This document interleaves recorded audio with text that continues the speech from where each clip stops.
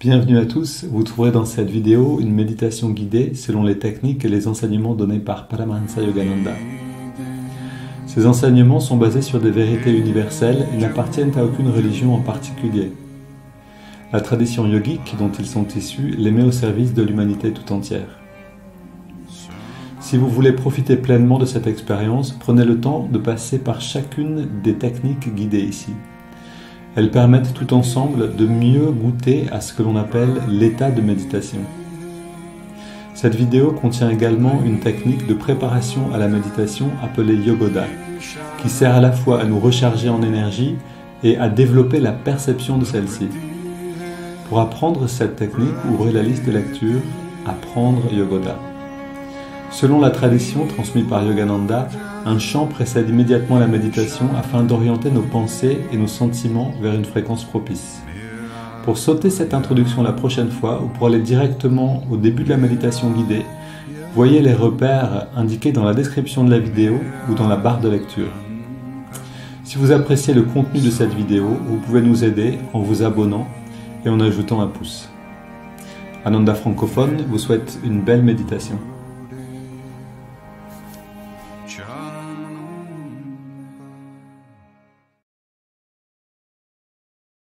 God turn his back on the devotee so long as he keeps on trying. As often as you fail, the Master used to say, get up and try again. God will never let you down so long as you don't let him down, and so long as you make the effort. What he saw in some of those monks, I think, when he was warning them, was that they would fail in their intention.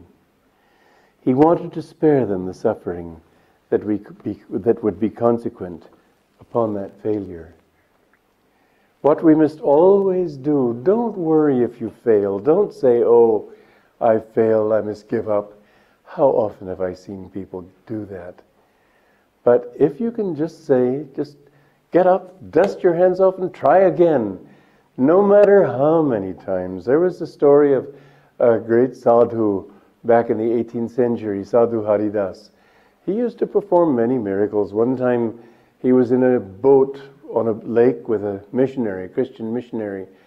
And Haridas was saying to this missionary, who was trying, as missionaries tend to do, to convert him. I don't believe in conversion, except to people's own higher self, but that's all. That's all I ever tried to do. Well, anyway, this missionary was trying to make a Christian of him, and Haridas said, well, what could your Jesus Christ do that I can't do? Well, they were there in a boat on the lake, so naturally the missionary said, well, he could walk on water. Haridas said, is that all? He jumped out of the boat and walked, and wherever he walked, the boat followed him. He was a man of miracles. He had great power. But the Maharaja of that area said, I know you all think very highly of him, but there's something wrong here. In other words, he was performing miracles, but there was still a bit of ego there. Don't trust miracles by themselves. This man finally fell into delusion, ran away with a woman, lived with her for some time. Then finally he realized his mistake after all. When you eat stale, when you've been used to good cheese and you start eating stale cheese, you finally give up and realize that's not what I really wanted. So he was wise enough to understand it. He came back to his disciples. He said, I'm sorry, I'm back. And they took him back. Now the amazing thing was that my guru told him he found liberation in this lifetime. One of the disciples who was present there, Mrs. Carol Neely, she said, but I thought that when you make a mistake, when you've been so highly advanced, that this punishment is much greater. I'll never forget my guru's answer. He said, no, God is no tyrant. If he sees that you don't like that stale cheese and you want the good cheese again, he won't deny you if you really want it. He answers according to your desire. Don't give up. Don't say, I've failed. I've seen so many people do that. They fall a little bit and that's that. Get up, dust your hands off. You know, when William the Conqueror landed in England, his destiny, God-given, was to conquer England.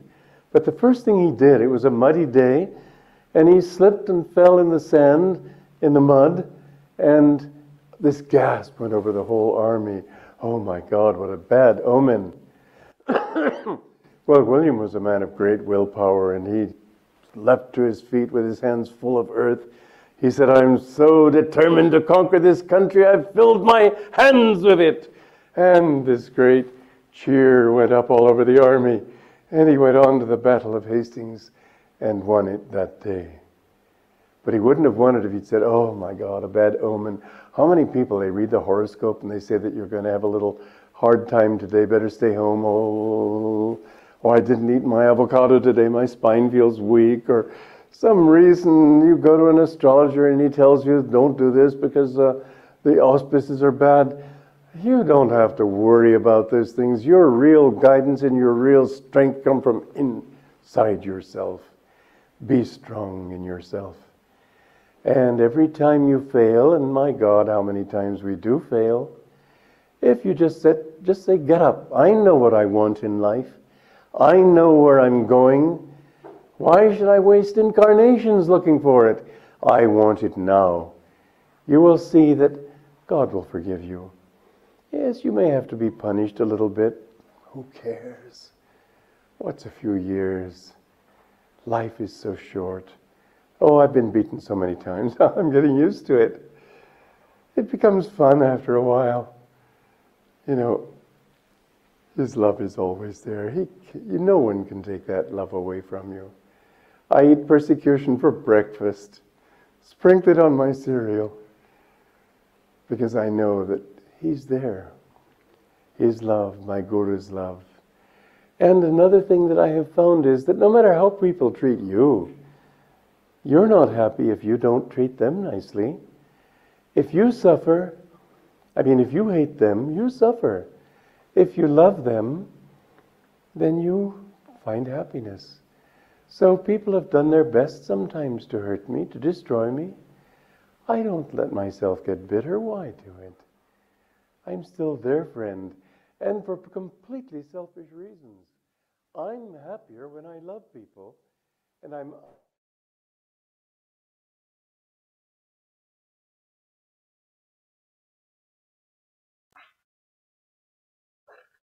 Et donc, bienvenue pour une nouvelle méditation, séance Yogoda, méditation ensemble. On vient d'entendre Swami Kriyananda. On a entendu le même passage, un peu, en grande partie de ce qu'on avait entendu hier. Un aspect intéressant ici, plusieurs choses bien sûr, mais une chose qu'il disait à l'instant, il donnait cet exemple de Swami Haridas, qui avait atteint une grande réalisation spirituelle, qui pouvait faire des miracles, qui pouvait marcher sur l'eau et qui avait dit à un missionnaire, qu'est-ce que ton Jésus peut faire de plus que moi? Mais ici il y avait un problème, c'est-à-dire que l'ego était encore présent et donc les miracles ne font pas en fait l'essentiel, ne sont pas la preuve de l'avancée spirituelle de quelqu'un. C'est juste que il a une certaine conscience des choses et qu'il peut donc manipuler les éléments autour de lui à partir de cette conscience-là, ou se faire plus léger que l'eau, ce genre de choses. Mais ça ne dit pas en fait si une personne est avancée spirituellement. D'ailleurs, ailleurs, je pense que c'est Yogananda lui-même qui explique que si on veut mesurer en fait l'avancée spirituelle de quelqu'un, ça va être simplement comment il peut rester centré en lui-même dans les pires circonstances. Mais pour terminer avec Swami Haridas, donc il est parti finalement du chemin spirituel, il s'est marié alors qu'il était renonçant, il a vécu avec une femme pendant un certain temps alors qu'il avait des disciples, donc il a tout quitté et il est revenu. Et cette image-là que donne Swami Kriyananda, en fait Yogananda qui la donne lui-même, quand on a mangé du fromage frais, on n'aime plus le fromage rance. Fromage racine, en rance on dit, je pense, le fromage qui est dépassé. Et en fait, c'est une comparaison qui veut dire quand on a goûté à la béatitude, au bien-être qu'on peut trouver dans la méditation, on n'a plus envie du plaisir des sens, des plaisirs que les sens peuvent nous donner de la même manière. Et donc ça, c'est pour nous donner cette piste, d'une certaine manière, qu'on ne pourra se détacher de notre dépendance au plaisir des sens, puisque cette dépendance, elle existe en chacun d'entre nous. Il suffit de plus manger, plus boire, plus se donner aucun plaisir, et on va vite voir que ça va pas. Il y a une purification qui se passe, mais c'est costaud, et on peut pas vivre comme ça longtemps, sans aucun plaisir. On a besoin de ces plaisirs pour garder un équilibre. Mais si on peut aller dans cette joie pure de la méditation régulièrement, on va trouver une autre forme d'équilibre qui ne dépend plus de ces plaisirs-là. Autrement dit, on va boire de cette eau qui nous désaltère. Après, on n'a plus soif pour ces 1000 choses qui nous maintiennent en équilibre et qui sont extérieures à nous-mêmes. Alors, rentrons dans cette pratique qui va nous permettre petit à petit, jour après jour, d'aller goûter un petit peu plus de cette nourriture-là.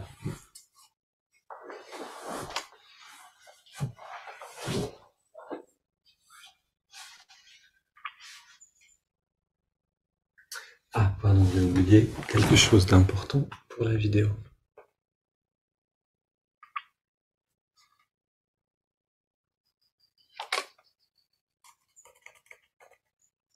Et voilà.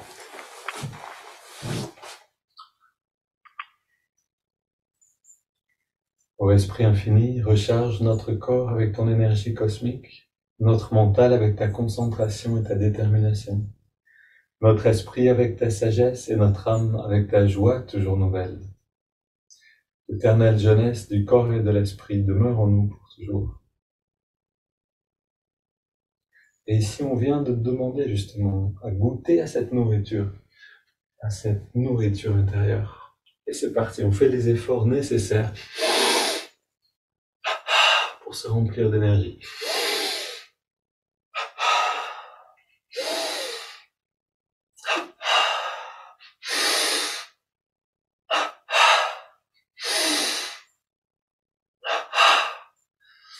Main sur les hanches, recharge des mollets.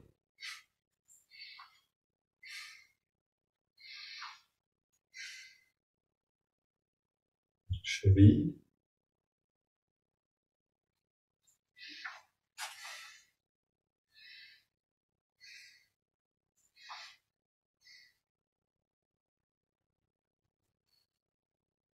On contracte maintenant mollet avant-bras. Inspire au maximum et on relâche complètement. Cuisse, biceps. Et on alterne.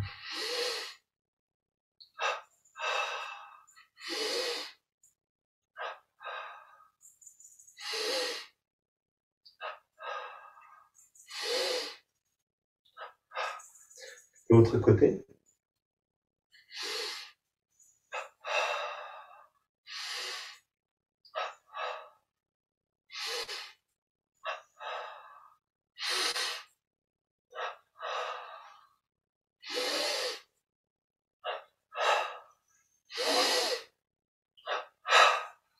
Et les deux côtés ensemble. Pour goûter au fromage pur, frais, et non plus rance. On a besoin de faire d'abord les efforts. Après, on peut sentir le bien-être. C'est le principe de la joie active.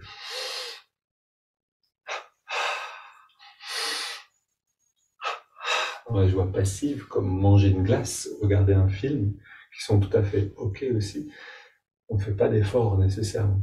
Ici donc, poitrine, fesse gauche, on contracte, expire, on relâche. Plus on peut faire d'efforts, plus on va goûter, plus on peut goûter à cette joie intérieure.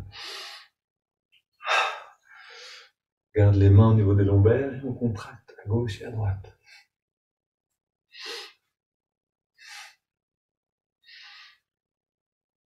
Au milieu du dos.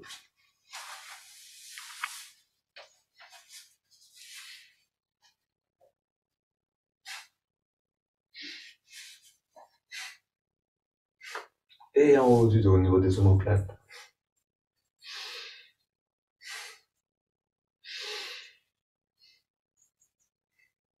Main sur les épaules, 3 grands cercles en engageant les muscles des bras et des épaules. Puis dans l'autre sens. On contracte le cou 3 fois au maximum.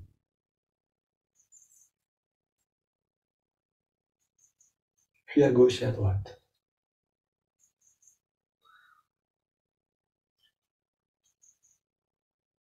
On baisse la tête, on contracte la nuque en redressant.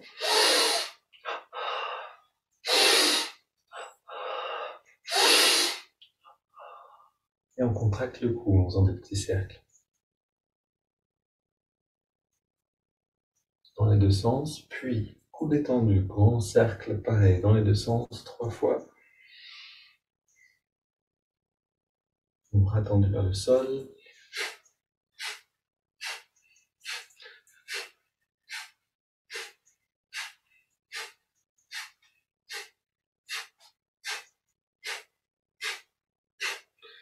Main sur les hanches, jambes légèrement écartées. Oui, partout où on veut vraiment avancer, on a besoin de faire un effort. En fait, Shriyan me le dit très bien, sur le chemin spirituel, il n'y a pas de raccourci. Si vous trouvez un jour quelqu'un ou une méthode qui vous dit « venez par là, vous allez aller sans faire d'effort, vous allez pouvoir réaliser telle et telle chose », vous pouvez déjà savoir que qu'il y a une arnaque derrière. En fait, le chemin spirituel, il n'y a pas de raccourci. On a simplement besoin de se mettre en mouvement et de rester toujours en mouvement. Et si on tombe, on se relève. Bien sûr, on a des aides par contre. On peut rester en compagnie de personnes qui sont évoluées spirituellement. Et ça va nous aider, bien sûr, à nous élever.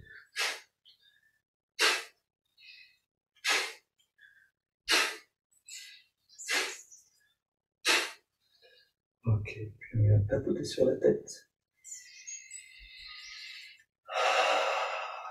Yogananda le disait très bien, il disait « Je préfère un bandit à amener comme disciple, à amener sur le chemin spirituel, que je préfère un bandit qu'un tiède. » Parce que quelqu'un qui est tiède, qui ne fait pas d'efforts, qui est flemmard, qui n'a pas envie de vraiment faire les efforts nécessaires pour avancer, ne pourra rien atteindre.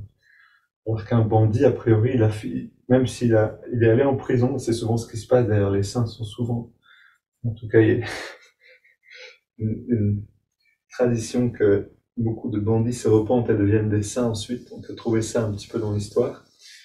Parce que eux avaient une force de volonté forte. Ok, on baisse la tête, on inspire, on redresse. On ouvre dans la nuque, on ouvre le passage de l'énergie. On baisse la tête, inspire. Et on boit cette énergie. Biceps.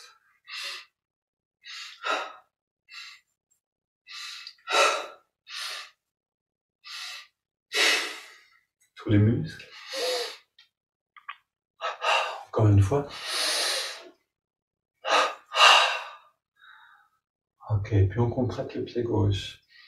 À l'inspire, à l'expire, on relâche. Pied droit. Mollet gauche.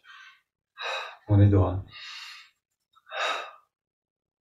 Cuisse gauche, cuisse droite. Fesse gauche. Fesse droite. Bas du ventre. Haut du ventre. En bras gauche. Droit. Biceps à gauche et à droite. Poitrine, gauche, droite. Le cou, à gauche, à droite, devant et derrière. On contracte le pied gauche, on garde contracté, on ajoute le pied droit. Inspiration libre, on ajoute mollet gauche, mollet droit. Cuisse gauche, cuisse droite. Fesse gauche, fesse droite. Bas du ventre, haut du ventre, avant-bras gauche, avant-bras droit. Biceps à gauche et à droite. Poitrine entière, puis double inspire, tous les muscles et le cou inclus.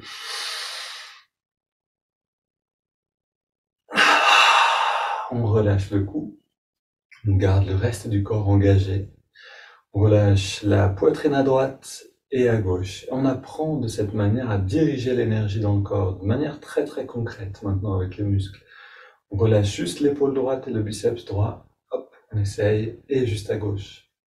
On relâche juste l'avant-bras droit et le poing, pareil à gauche. le haut du ventre et le bas du ventre. On s'assure d'avoir tout le bas engagé. On relâche juste la fesse droite et la fesse gauche. Poitrine droite, pardon, cuisse droite, cuisse gauche. Mollet droit, mollet gauche. Pied droit et pied gauche. Double inspire, tous les muscles. Encore. Et une dernière. Faisons une toute petite pause pour ressentir. On prend une inspiration profonde, très détendue, les yeux fermés, le regard redressé. On sent l'énergie qui remonte le long de la colonne, puis on garde l'air à l'intérieur. On détend tous les muscles et on expire par la bouche. Quelques instants pour sentir. Cette pause qu'on est en train de faire maintenant, on peut la faire après chaque mouvement. On peut faire durer du coup Yogoda pendant un certain temps, mais aussi on peut vraiment explorer quels effets pour chaque mouvement, pour chaque contraction détente. On continue maintenant avec ces haltères invisibles, imaginaires, beaucoup d'intensité, en redressant et en baissant les bras. Si on relâche à l'expire,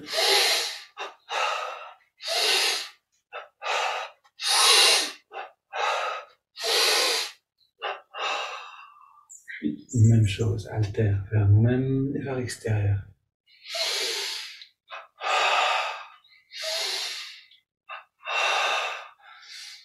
Petit cercle, bras et épaules engagés dans les deux sens. Et des haltères vers l'avant.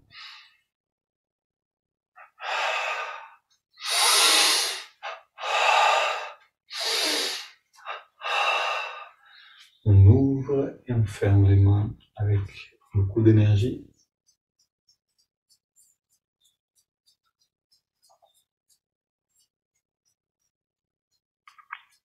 Inspire. Double inspire. Double expire vers le bas.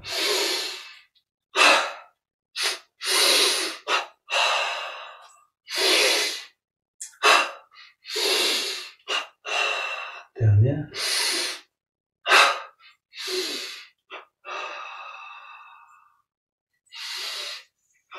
Bras tendus, avec un poids dans la main. Beaucoup d'air.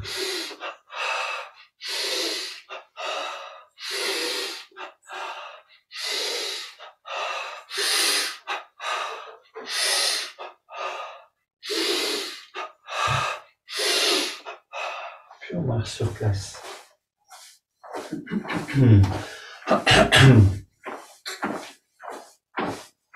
Ok, on lève bien les genoux. On peut répéter l'affirmation. Je suis positif, énergique, enthousiaste, le regard redressé, jusqu'à ce que la qualité des mouvements et de l'affirmation amène cet état d'esprit en nous-mêmes. Je suis positif, énergique, enthousiaste. Et on court sur place.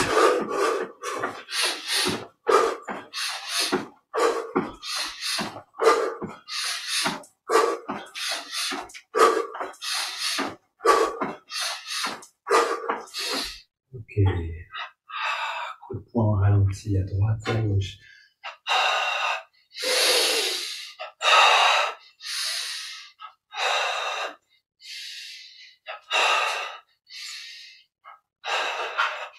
Inspire derrière, soulève, relâche devant. Et on redresse devant, on relâche derrière.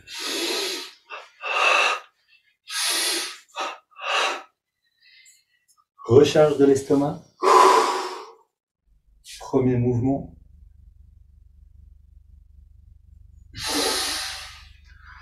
Deuxième mouvement, le va-et-vient donc, poumon bien vide.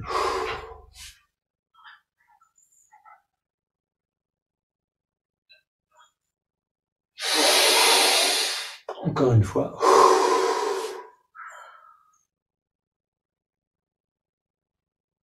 Et premier mouvement à nouveau. On amène beaucoup d'air, beaucoup de force, beaucoup d'énergie.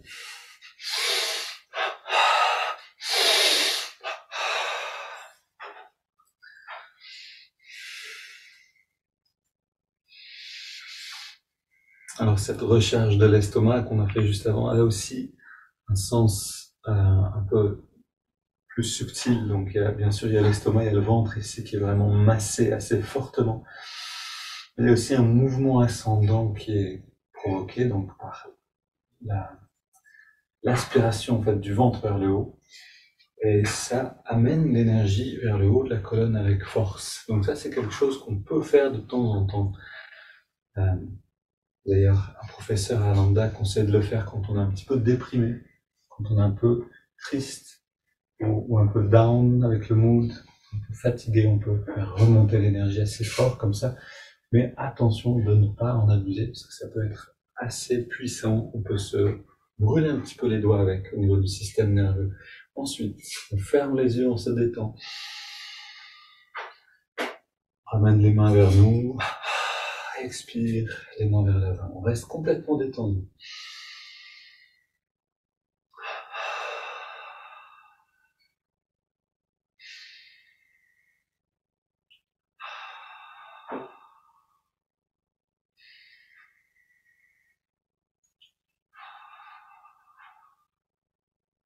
Et on laisse la conscience passer du corps physique au corps d'énergie.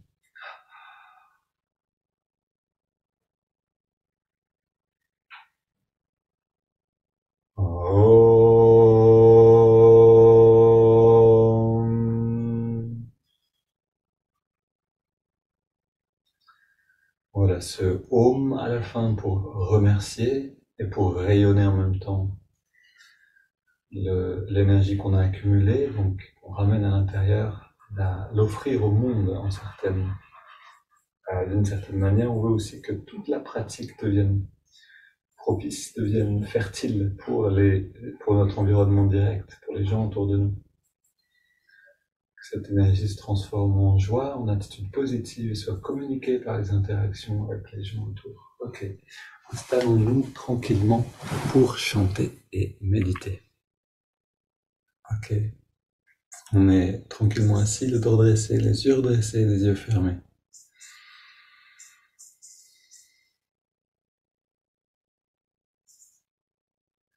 On va directement dans le centre du cœur, au niveau de la poitrine. Réveillez cette zone-là. Elle est déjà réveillée par les mouvements qu'on vient de faire. Et on va l'assouplir encore, l'orienter. On va orienter les sentiments avec ce chant. Donc ce chant que vous avez dans la boîte de dialogue et qui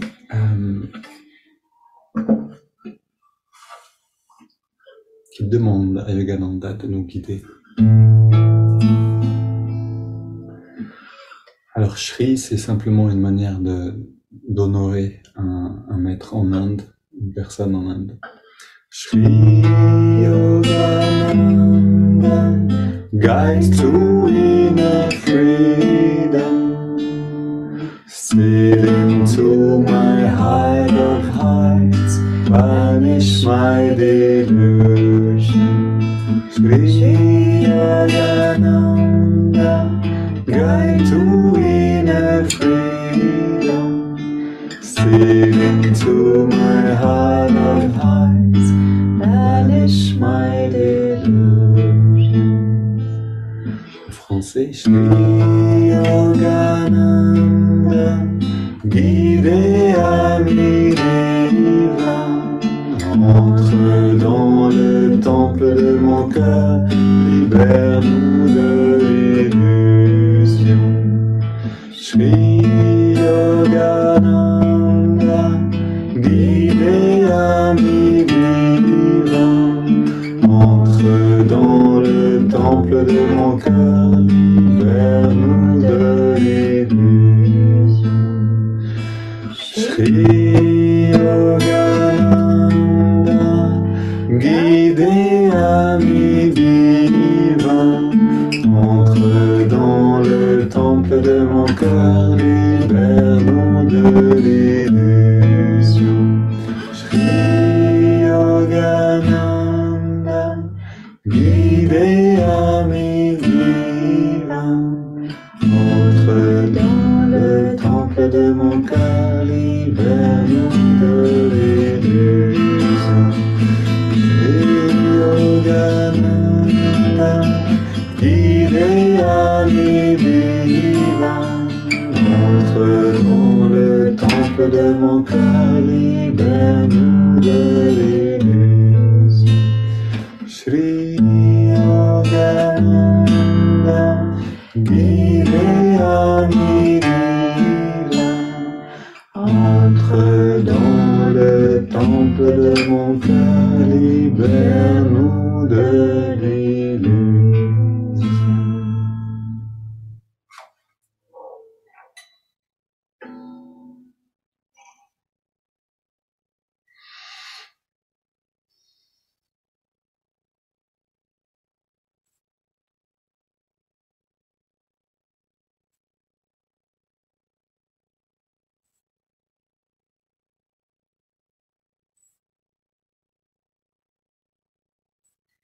Aucune prière, aucun chant, aucune prière, aucune demande, pardon, qui est faite sincèrement.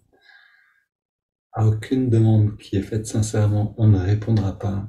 Essayons de ressentir la réponse de ce chant à l'intérieur de la poitrine.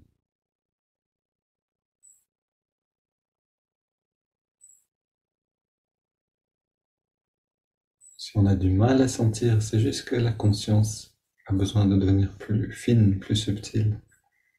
La réponse est là quelque part. Essayons de trouver.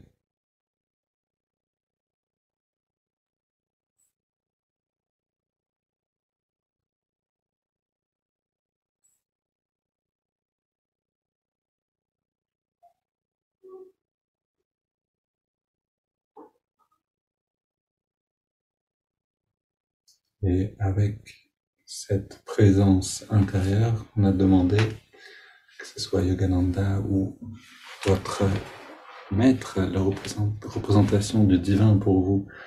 Respirons maintenant profondément, lentement.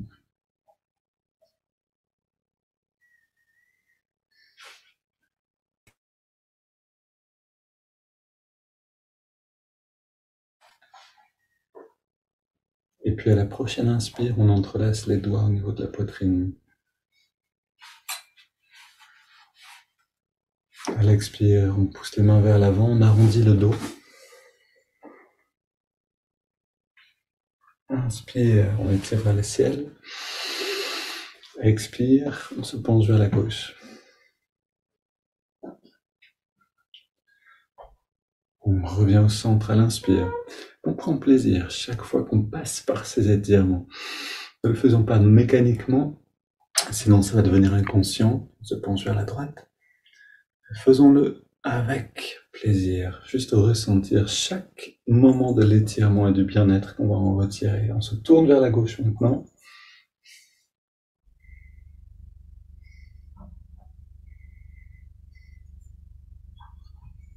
Et on revient au centre. Inspire, on étire vers le ciel.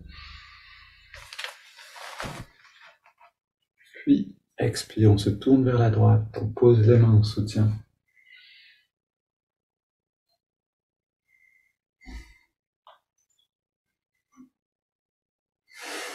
Et on revient au centre. Voilà, juste ces quelques mouvements déjà libèrent les tensions le long de la colonne. Maintenant, les mains derrière. Et on ouvre la poitrine en penchant légèrement le dos vers l'arrière. Respiration profonde.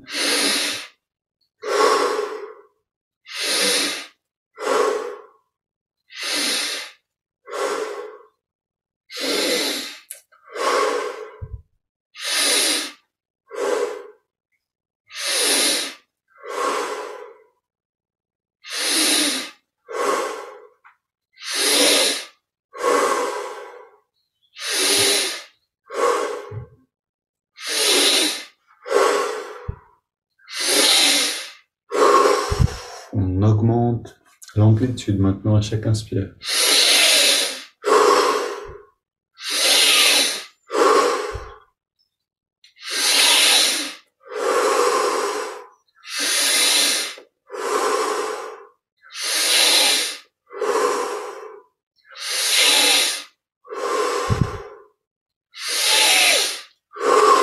maximum d'intensité pour les 5 dernières.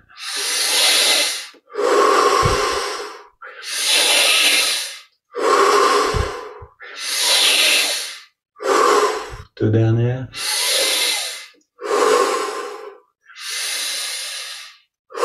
Puis on revient au centre, on pose les mains sur les cuisses, le dos dressé, les yeux dressés, les yeux fermés. Inspiration profonde et lente.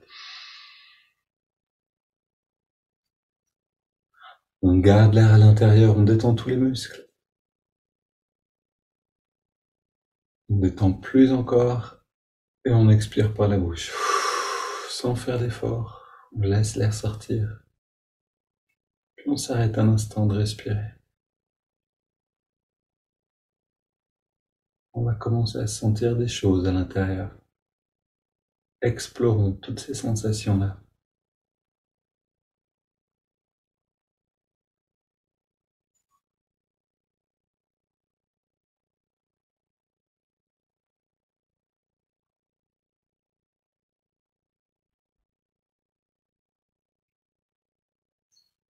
Puis on inspire profondément. On retient la respiration à l'intérieur. On retient l'air, on rentre le ventre, on contracte le périnée, on redresse le regard. On relâche et on expire.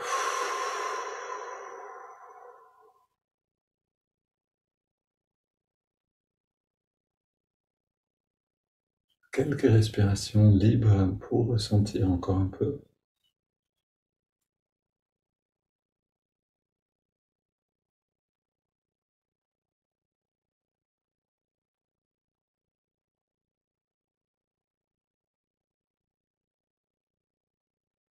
Puis on prend une double inspire par les narines.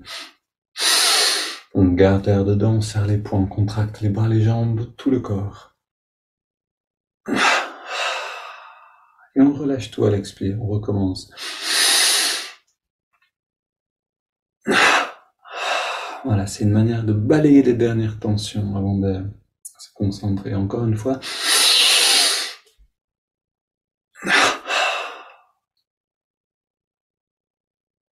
Et là encore, plus on aura fait d'efforts et plus on aura cet état de détente ensuite. Donc plus on contracte fort, plus la détente qui suit est profonde. On reste maintenant dans cette détente et on inspire par les narines sur 5. En ressentant l'énergie qui remonte le long de la colonne. On garde l'air dedans. On peut garder la langue roulée en arrière, le regard redressé et amener cette énergie dans le lobe frontal. Et puis on expire. Et on sent ce bien-être, cette détente. Comme un rayonnement depuis l'œil spirituel. Inspire à nouveau.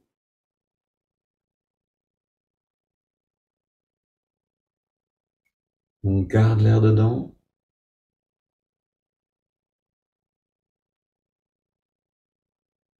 Expire.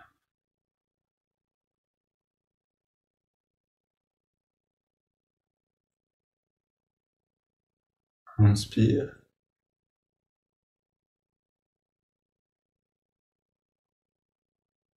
On garde.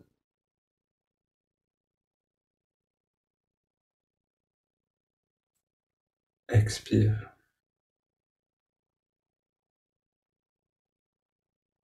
Essayons d'encore de sentir avec plus d'intensité encore l'énergie qui remonte. Inspire.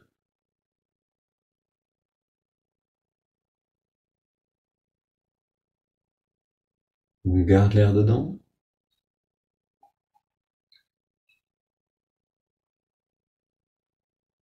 Expire.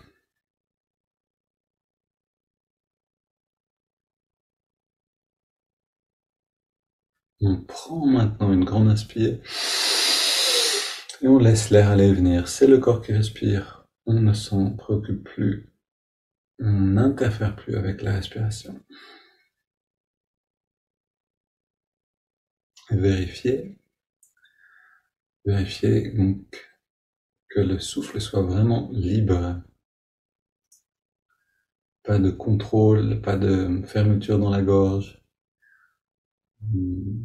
Je donne des cours de yoga et la plupart du temps, quand je demande « abandonnez maintenant le contrôle du souffle », les personnes gardent une gorge légèrement fermée. Cette respiration sonore par le nez. Essayez d'abandonner toute technique. Ça, c'est important.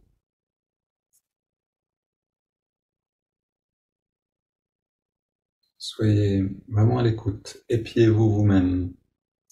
Sinon, vous risquez de rester bloqué dans l'étape de concentration, mais de jamais pouvoir aller au-delà.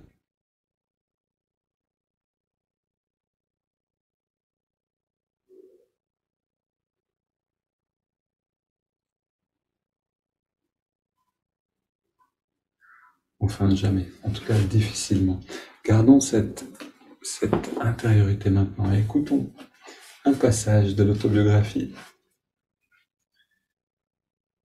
Toujours dans cet épisode dans lequel donc Yogananda est allé rencontrer Thérèse Neumann, qui revit la passion du Christ tous les vendredis.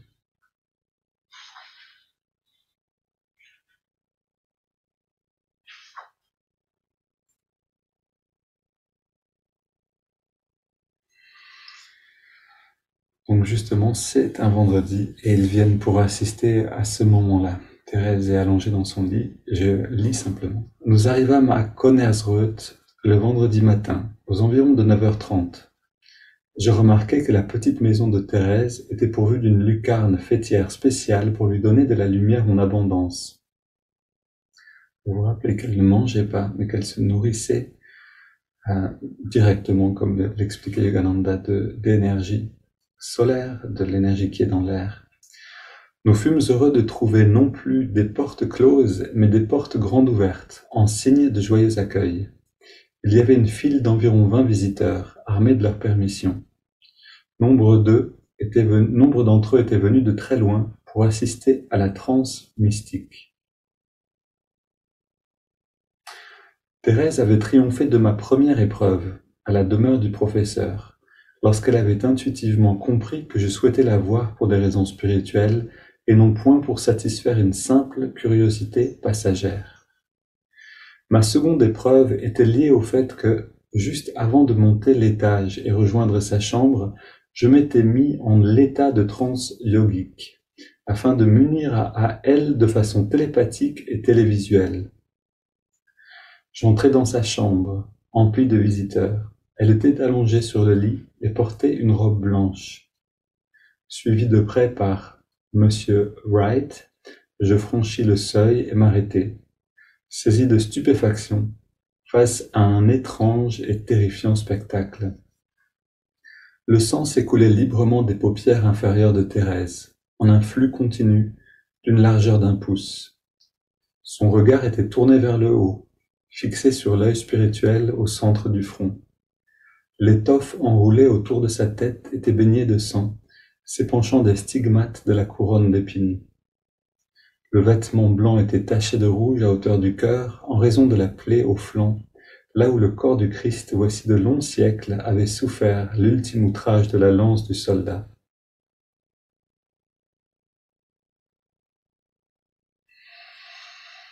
Les mains de Thérèse étaient tendues en un geste maternel implorant. Elle portait sur son visage une expression à la fois torturée et divine.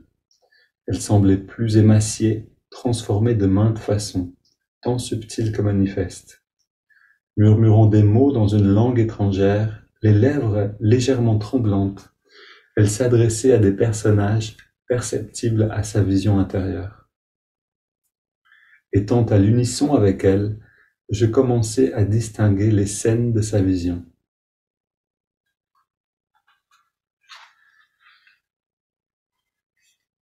Et je vous laisse lire par vous-même chapitre 39 de l'autobiographie d'un yogi pour la suite.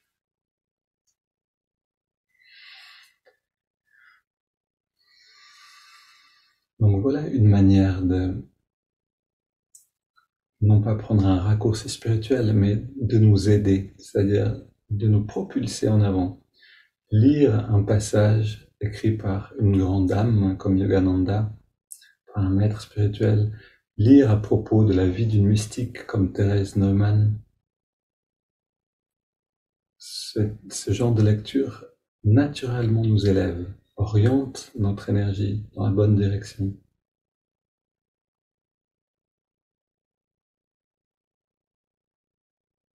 Alors nous aussi redressons légèrement le regard et amenons l'attention dans les narines, là où on sent l'air le mieux.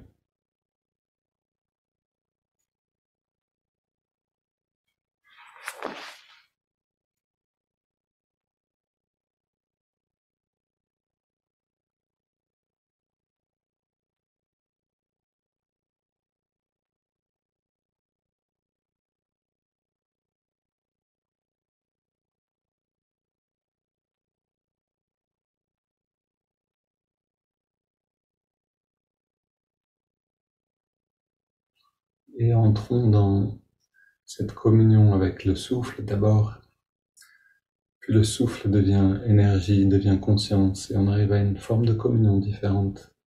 Et observons bien la fraîcheur de l'inspire, la tiédeur de l'expire.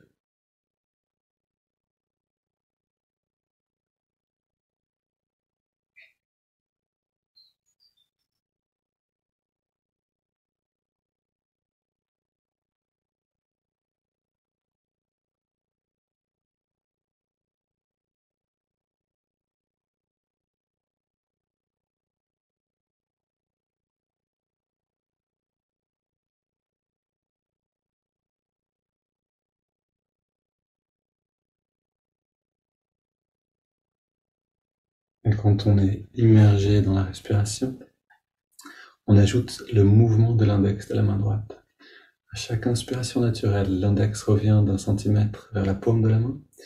À chaque expiration naturelle, on relâche l'index et en même temps, on relâche toute tension présente encore dans les muscles. On se détend graduellement de plus en plus.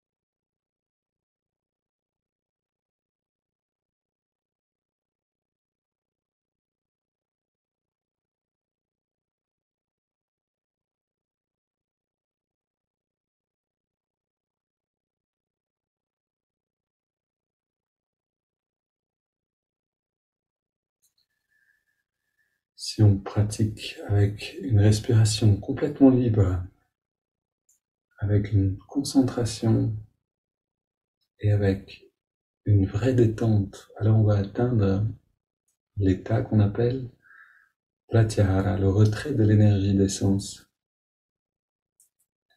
On sent une différente perception du corps, quelque chose change. Si c'est le cas, on peut abandonner maintenant le mouvement du doigt. Et ajoutons le mantra Hong So. Hong accompagne chaque inspiration naturelle, So chaque expiration naturelle.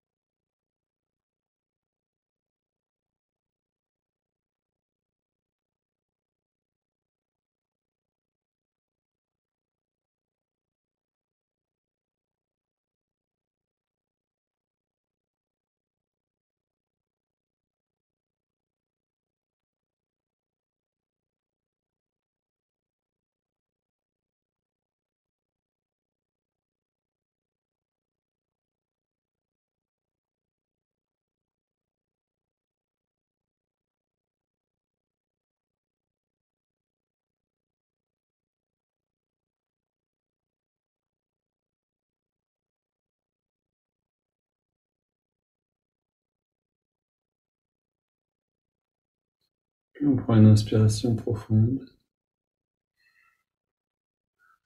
On expire en 3 fois.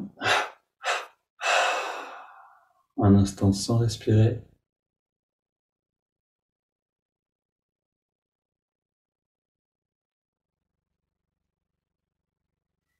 Puis on laisse le corps respirer. Et on abandonne les techniques de concentration. On abandonne l'observation du souffle, le mouvement du doigt et le mantra.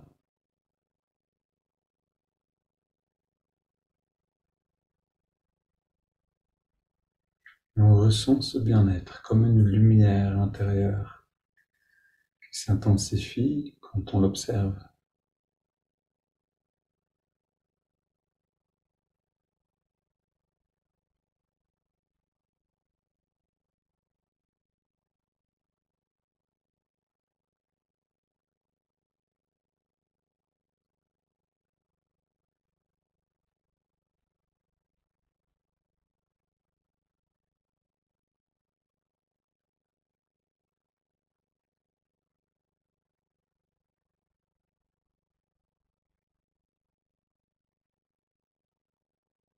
Et on laisse cette lumière envahir chaque cellule du corps, chacune de nos perceptions, de nos pensées. Et finalement dépasser le corps, dépasser notre personnalité.